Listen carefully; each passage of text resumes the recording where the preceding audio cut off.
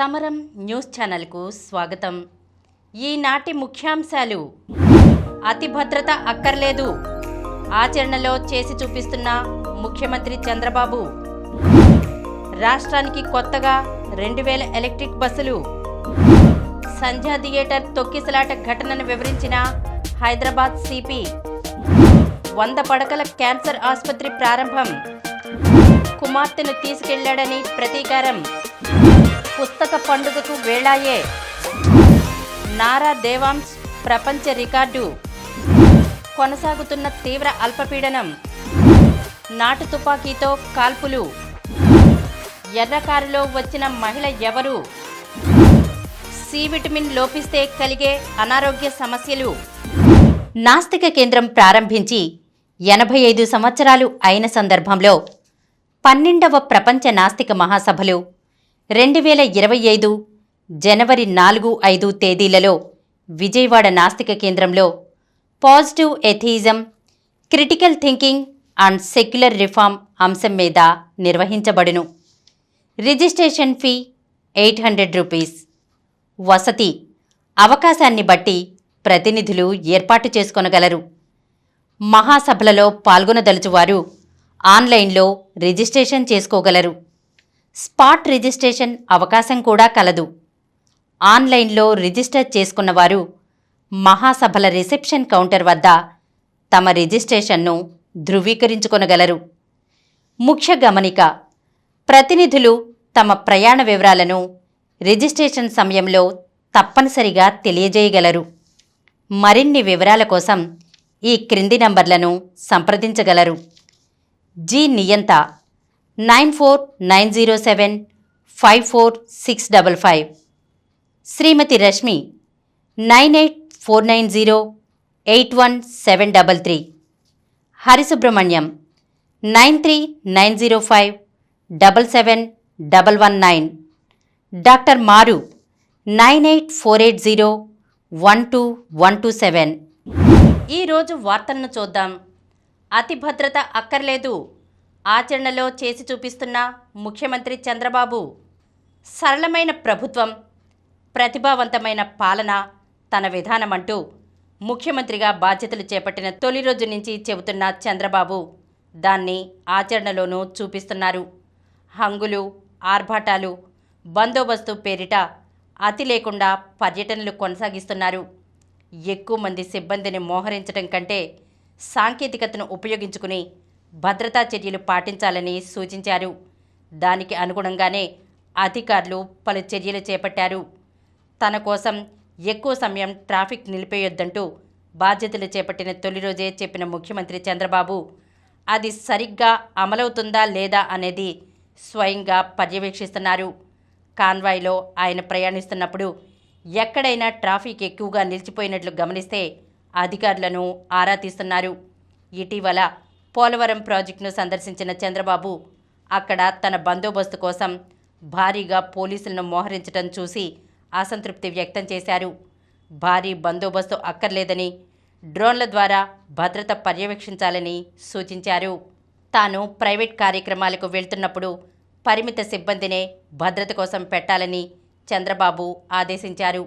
వివాహాలు, ఇతర శుభకార్యాలకు అనవసర ఆంక్షలు పెడితే ఆ కార్యక్రమాలకు వచ్చేవారికి అసౌకర్యం కలుగుతుందని, ఇలాంటి ప్రాంతాల్లో బందోబస్తు హడావుడి తగ్గించాలని సూచించారు.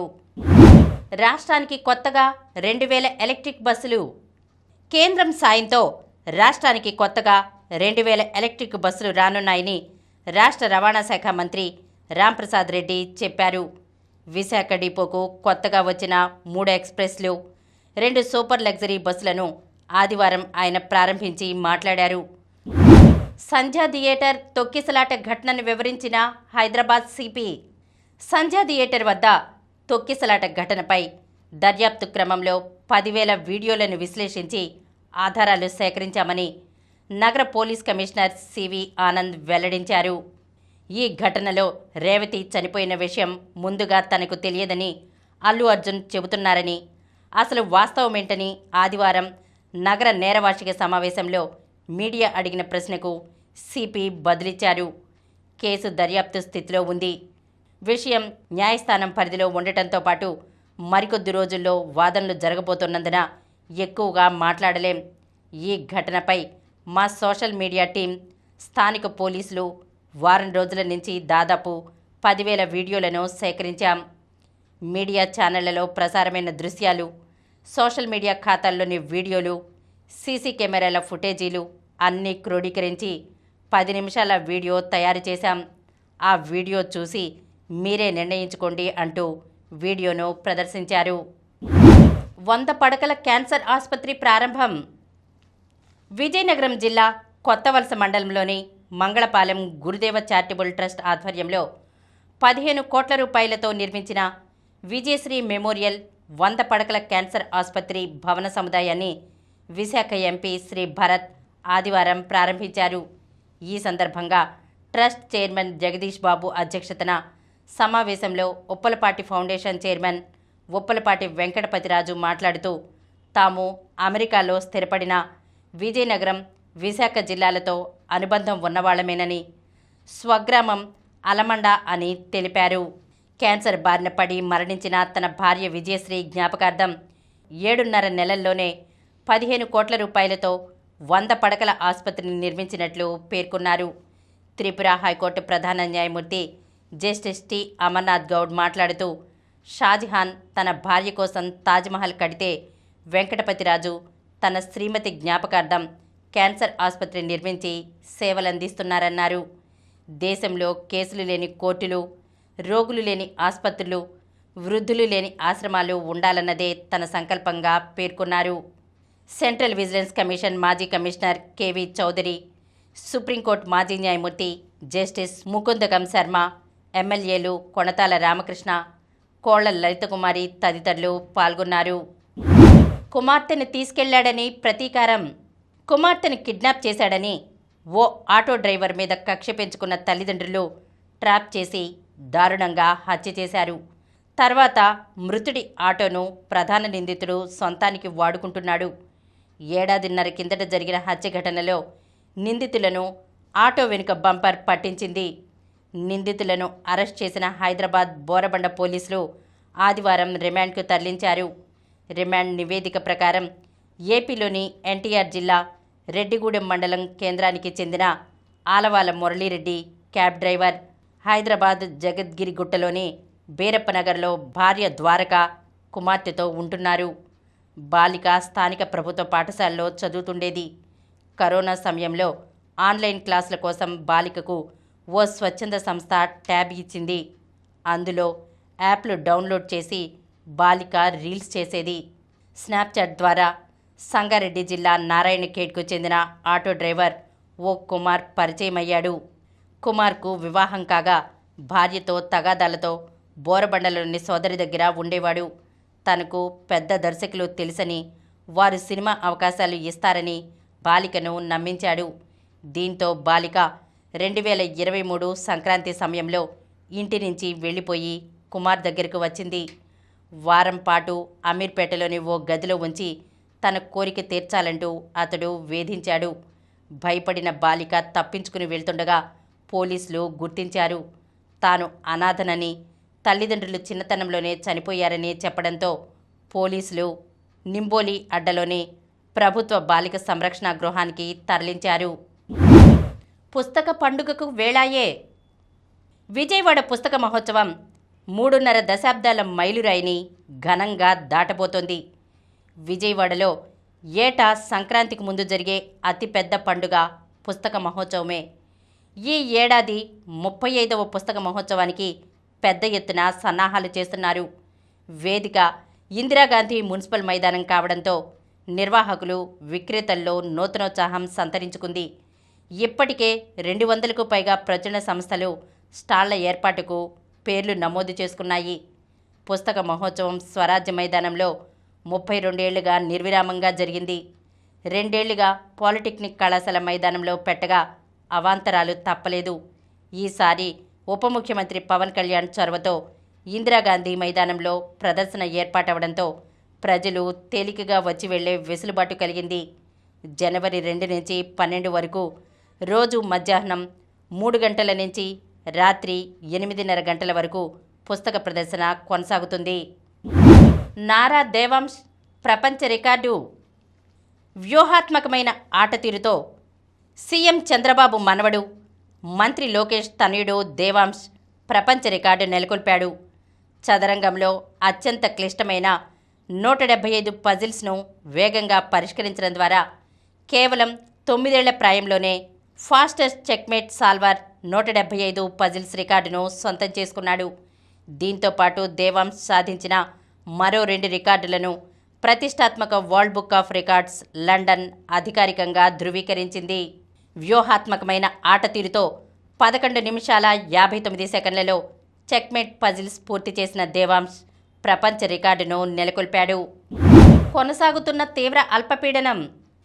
పశ్చిమ బంగాళాఖాతంలో తీవ్ర అల్పపీడనం కొనసాగుతోంది. ఇది పశ్చిమ నైరుతి దిశగా కదులుతూ మంగళవారం నాటికి ఉత్తర తమిళనాడు, ఏపీలోని దక్షిణ కోస్తా తీరాల వైపు వెళ్తుందని వాతావరణ శాఖ తెలిపింది. దీని ప్రభావంతో ఈ రోజు నుంచి గురువారం వరకు రాష్ట్రంలో పలు ప్రాంతాల్లో తేలికపాటి నుంచి ఓ మోస్తరు వర్షాలు కురుస్తాయని పేర్కొంది. తిరుపతి, నెల్లూరు, ప్రకాశం, బాపట్ల తదితర జిల్లాల్లో భారీ వర్షాలు కురుస్తాయని అంచనా వేస్తోంది. బుధవారం వరకు సముద్రంలో గంటకు గరిష్టంగా 55 కిలోమీటర్ల వేగంతో గాలులు వేస్తాయని తెలిపింది. ఈ నేపథ్యంలో ముందు జాగ్రత్తగా రాష్ట్రంలోని పోర్టులకు 3వ నెంబర్ హెచ్చరిక జారీ చేయనున్నట్లు విశాఖ వాతావరణ శాఖ అధికారులు తెలిపారు. నాటు తుపాకీతో కాల్పులు. అన్నమయ్య జిల్లా రాయచోటి మండలం కాటిమాయకుంటలో ఆదివారం తెల్లవారుజామున నాటు తుపాకుల కాల్పుల్లో ఒకరు మరణించారు, మరొకరికి గాయాలయ్యాయి.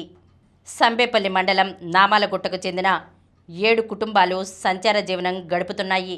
2 వారాల కిందట కాటిమాయకుంట సమీపంలో వారంతా గుడారాలు వేసుకున్నారు. వీరిలో వెంట్రుకల వ్యాపారం చేసే హనుమంతు, యువకుడు చల్లా రమణ మాధవరంలోని రెడ్డివారిపల్లి, మద్దిలికుంట గ్రామాలకు వెళ్లేందుకు తెల్లవారుజామున కాలినడకన బయలుదేరారు. మార్గమధ్యంలో జనసంచారం లేని కొండల సమీపానికి వెళ్లగానే గుర్తు తెలియని వ్యక్తులు వారిపై కాల్పులు జరిపారు. దీంతో 2 తీవ్రంగా గాయపడ్డారు. కుటుంబీకులు వారిని రాయచోటి ప్రభుత్వాసుపత్రికి, అక్కడి నుంచి కడప రిమ్స్కు తరలించారు. అక్కడ చికిత్స పొందుతూ హనుమంతు చనిపోయాడు. రమణ కోలుకుంటున్నాడు. కాల్పులకు సంబంధించి స్పష్టత రాకపోవడంతో పోలీస్ జాగిలాలను తెప్పించి అధికారులు దర్యాప్తు చేస్తున్నారు. వేటకు వెళ్లిన వారు నాటు తుపాకులతో కాల్పులు జరపడంతో ఈ ఘటన చోటు చేసుకుని ఉంటుందని పోలీసులు భావిస్తున్నారు. పరిసర గ్రామాల్లో నాటు తుపాకులున్న వారిని గుర్తించేందుకు పోలీసులు ప్రయత్నిస్తున్నారు. బాధిత కుటుంబీకుల ఫిర్యాదు మేరకు కేసు నమోదు చేశామని డీఎస్పీ కృష్ణమోహన్ తెలిపారు. ఎర్ర కారులో వచ్చిన మహిళ ఎవరు? చెక్కపెట్టెలో శవం కేసు ఇంకా కొలిక్కి రాలేదు. పశ్చిమ గోదావరి జిల్లా ఉండి మండలం ఎండగండి గ్రామానికి చెందిన సాగి తులసి ఇంటికి గృహ నిర్మాణ సామాగ్రి పార్సిల్ పేరిట వచ్చిన చెక్కపెట్టెలో శవం బయటపడిన విషయం తెలిసిందే. ఈ కేసులో కీలక అనుమానితుడిగా భావిస్తున్న తులసి మరిది శ్రీధర్ వర్మ ఆచూకీ నేటికి తెలియలేదు. ఘటన జరిగిన రోజు భీమవరం నుంచి తాడేపల్లిగూడెం మార్గంలో సాగిపాడు వద్ద ఎరుపు రంగు కారులోంచి ముఖానికి మాస్క్ ధరించిన ఒక మహిళ దిగింది. అక్కడి నుంచే పిప్పర్కు చెందిన ఆటో డ్రైవర్తో పెట్టెను ఎండగండి తీసుకెళ్లాలని కిరాయికి పురమాయించి వెళ్ళిపోయింది. ఆ తర్వాత ఆమె ఎక్కిన కారు ఎటు వెళ్ళిందనేది గుర్తించేందుకు ప్రధాన రహదారులపై ఉన్న సీసీ కెమెరాల ఫుటేజీని పోలీసులు పరిశీలిస్తున్నారు. ఆ పెట్టె తులసి ఇంటికి చేరాక అందులో మృతదేహం ఉన్నట్లు గుర్తించగానే ఆమె మరిది శ్రీధర్ వర్మ పరారయ్యాడని, అతడు కూడా ఎరుపు రంగు కారులోనే పరారైనట్లుగా పోలీసులు గుర్తించినట్లు సమాచారం. మరోవైపు ఆ మహిళతో శ్రీధర్ వర్మకు సన్నిహిత సంబంధం ఉన్నట్లు తెలిసింది. పోస్టుమార్టం నివేదికను అతడిని హత్య చేసినట్లుగా తేలిందని ఎస్పీ అద్నాన్ నయీం అస్మీ వెల్లడించారు. కేసు పురోగతిపై ఐజీ అశోక్ కుమార్ భీమవరంలోని ఎస్పీ కార్యాలయంలో ఆదివారం సమీక్షించారు. మరోవైపు చెక్కపెట్టెలోని శవం ఎవరిదో గుర్తుపట్టడం కోసం పోలీసులు ప్రయత్నిస్తున్నారు. సమీప ప్రాంతాల్లో 30 నుండి 40 సంవత్సరాల మధ్య వయసున్న పురుషులు అదృశ్యమైతే తమకు తెలియజేయాలని ఉండి ఎస్ఐ నసీరుల్లా కోరారు. సి విటమిన్ లోపిస్తే కలిగే అనారోగ్య సమస్యలు. సి విటమిన్ మన ఆరోగ్యానికి అత్యవసరమైన పోషకం.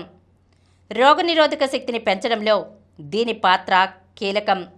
గుండె, చర్మం, ఎముకలు, కండరాలు, దంతాలను ఆరోగ్యంగా ఉంచుతుంది. మన శరీరంలో సి విటమిన్ లోపిస్తే వచ్చే అనారోగ్య సమస్యలు చాలా ఉన్నాయి. మనం తీసుకునే ఆహార పదార్థాల నుంచి, ముఖ్యంగా శాకాహారం నుంచి ఐరన్ను గ్రహించడంలో శరీరానికి సి విటమిన్ సహాయం తప్పనిసరి. విటమిన్ సి తగిన పరిమాణంలో లేని పక్షంలో శరీరానికి ఐరన్ అందక రక్తం ఉత్పత్తి కాదు.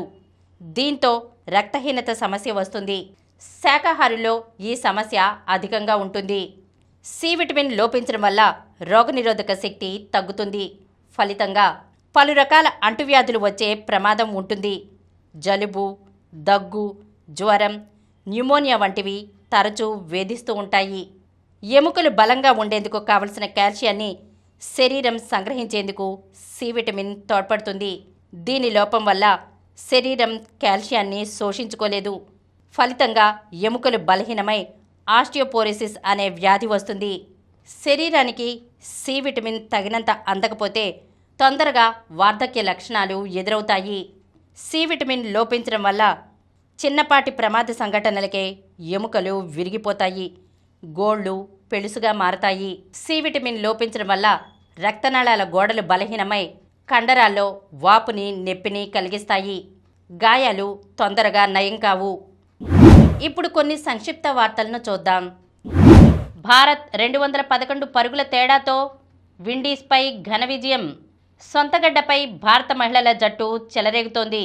వెస్టిండీస్తో టీ20 సిరీస్ను 2-1తో గెలుచుకున్న టీమిండియా 3 వన్డేల సిరీస్లోనూ ఘనంగా బోణి కొట్టింది.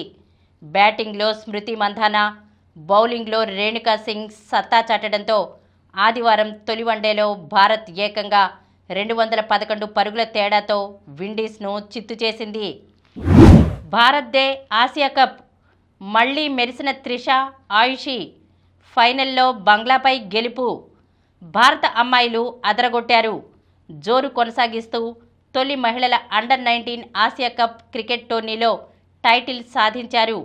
ఆదివారం ఫైనల్లో 41 పరుగుల తేడాతో బంగ్లాదేశ్ను ఓడించింది. ఇంగ్లాండ్ వన్డే జట్టులో Root. England veteran batter Joe Root ఏడాది విరామం తర్వాత వన్డే జట్టులోకి వచ్చాడు. భారత్తో వన్డే సిరీస్, ఐసీసీ ఛాంపియన్స్ ట్రోఫీలకు ప్రకటించిన ఇంగ్లాండ్ జట్టులో అతడికి చోటు దక్కింది. సెమీస్లో హర్యానా. ప్రో కబడ్డీ సీజన్ 11లో హర్యానా స్టీలర్స్ సెమీఫైనల్కు దూసుకెళ్లింది.